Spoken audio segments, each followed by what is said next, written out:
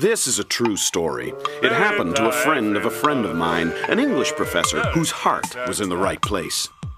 He watched one student, Dave, practically salivate over this girl, Zoe, who sat in front of him. And Zoe, the professor thought, was kind of sweet on Dave. Well, it was spring, and the professor was feeling romantic. He teamed up Dave and Zoe to write a tandem story.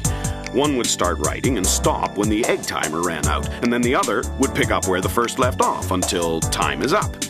Okay? Computer fired up. Time. Dave went first. He figured the way to Zoe's heart was the way to any girl's heart.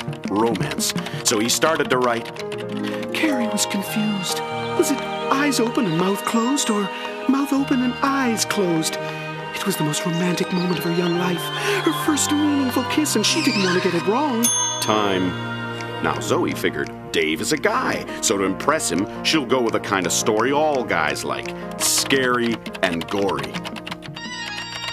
So he ripped off his enemy's arm. The blood dripped on Laszlo's shoe. But so what? He'd lick it off later. Right now, he was interested in the flesh he was holding in his hand.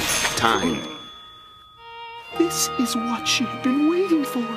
Being there, alone on the dock with her, Dan. He smiled at her and looked up into the glittering sky. Oh, there must have been a million stars.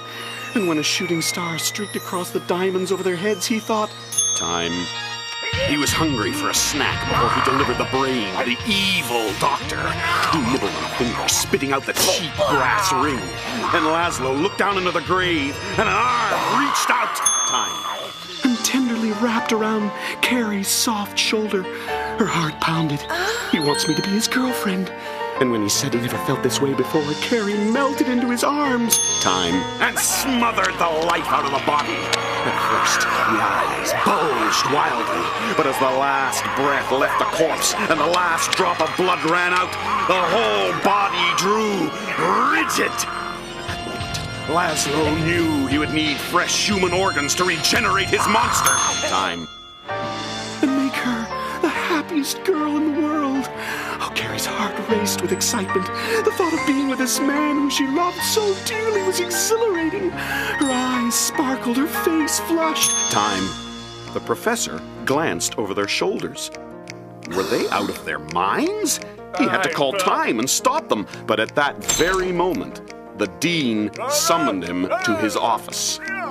So Zoe went on. With the infusion of the synthetic serum, the monster's grotesque body twitched. Its green eyes oozed the excess fluid. Its mouth foamed as it rose on its haunches. All 6 hairy legs. He loved every fiber of Carrie's being, and right there, under the stars, he kissed her and promised to be with her forever.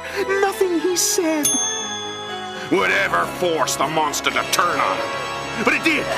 In one swift move, the jaws of the beast severed Laszlo's head. Dave looked up from the computer and shouted, "You're sick, Zoe! Sick! Your mind is warped! Your sappy story would make a sugar plum fairy hurl. You have a twisted mind. You're swimming in honey and maple syrup. Your brain is a mangled mess. You should write with a pink feather quill. Will you go out with me?" "I'd love to." And they leaped into each other's arms. This is a true story. It happened to a friend of mine, an English professor who gave up his teaching job to run a very profitable dating service.